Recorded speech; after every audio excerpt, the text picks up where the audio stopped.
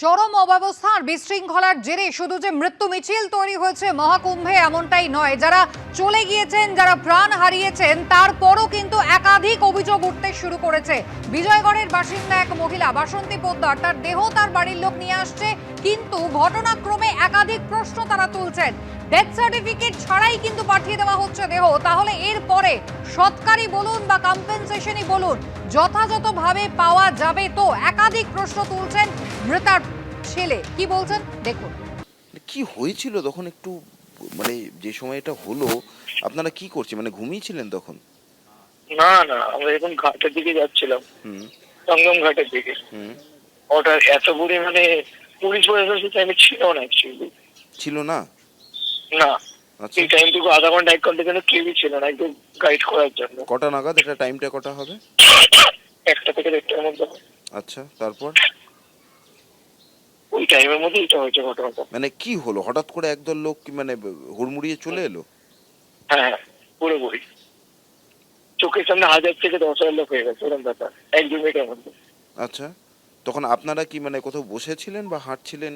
না না, আমরা দাঁড়িয়েছিলাম, ঠিকভাবেই ছিলাম, এসে হুড়মুড়িয়ে পড়ে গেলে যা হয়। তারপর আপনাদের উপর দিয়ে লোক চলে গেল? লোক যায়নি মানে যেরকম হয়ে থাকে, পর একজনের পর একজন কন্টিনিউ হয় এরকম। মানে কোনো পুলিশ তাদেরকে আটকালো না বা এই ভিড়টাকে সামাল দিল না? না, একটা ভিডিও দেখা যাচ্ছিল যে মাইকে একজন ঘোষণা করছে পুলিশের যে এখনই ভিড় আসবে, এখনই ভিড় আসবে। আপনারা সেগুলো শুনেছিলেন? না, না, অব্যবস্থা ছিল নাকি ওখানে? বলতে পারেন কিছুটা। এই টাইমটুকুর জন্য এই অবস্থা ছিল। আর ওটা হয়েছে আমরা যে ঘাটের মধ্যে গেছিলাম সেই ঘাটটাতেই হয়েছে। আচ্ছা, কি নাম ঘাটটার? এই সঙ্গম ঘাট যেটা ছিল 148 কি নাম্বার নাকি, ওইখানটা। আপনার মাকে কি হাসপাতালে নিয়ে যাওয়ার সময় পেয়েছিলেন? না, মানে হাসপাতালে যাওয়ার আগেই এক্সপায়ার হয়ে গেছিল, যতদূর আমার মনে হয়েছিল। ঘটনা ঘটার পর মানে সেখানে কি মানে সাহায্য পেলেন ওখানকার প্রশাসনের?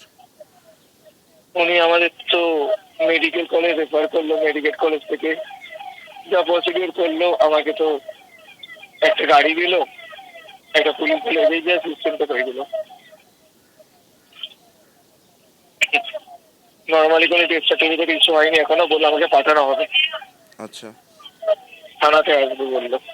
অরূপ বিশ্বাস তিনি কিন্তু বলছেন যে যে জটিলতা আজকে তৈরি হচ্ছে সেটা কিন্তু একেবারে উদ্দেশ্য প্রণোদিত। দেখুন, এই কাগজটাই দেওয়া হয়েছে, যাতে কারোর সই নেই, কিছু নেই, একটা হ্যান্ড ওভার সার্টিফিকেট, আর নাথিং এলস, আর কিচ্ছু নেই। এটাই কি প্রসিডিউর?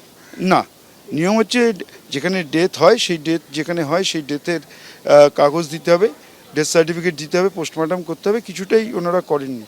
যত তাড়াতাড়ি যা করা যায়, লুকানো যায়, সেই ব্যবস্থাই তারা করছেন। যে এরকম একটা কাগজ আর কিচ্ছু দেননি। না, সেটা আমি তো জানেন যে যার কেউ নেই তার মমতা বন্দ্যোপাধ্যায় আছেন। মমতা বন্দ্যোপাধ্যায়ের সরকার, যা যা করণীয় আমরা নিজেরাই করি। কিন্তু কোনো রকম পুলিশ প্রশাসন কারুর কোনো পুণ্যার্থীদের প্রতি দেখভাল, সতর্কতা, সচেতনতা কোনোটাই ছিল না। ফলে এতগুলো মানুষ মারা গেল। আর যেহেতু গঙ্গাসাগর মেলায় 3.5 কিলোমিটার নদী পেরিয়ে যেতে হয়, এখানে তো সড়ক পথে মানুষ গেছেন। জাতীয় মেলা, কেন্দ্রীয় সরকার হাজার হাজার কোটি টাকা দিয়েছেন, তাহলে কেন এরকম হলো? ওরা পুরোপুরিভাবে ব্যর্থ, প্রশাসনিকভাবে ব্যর্থ, সর্বক্ষেত্রেই ব্যর্থ। ওরা পুণ্যার্থীদের নিরাপত্তা দিতেও ব্যর্থ।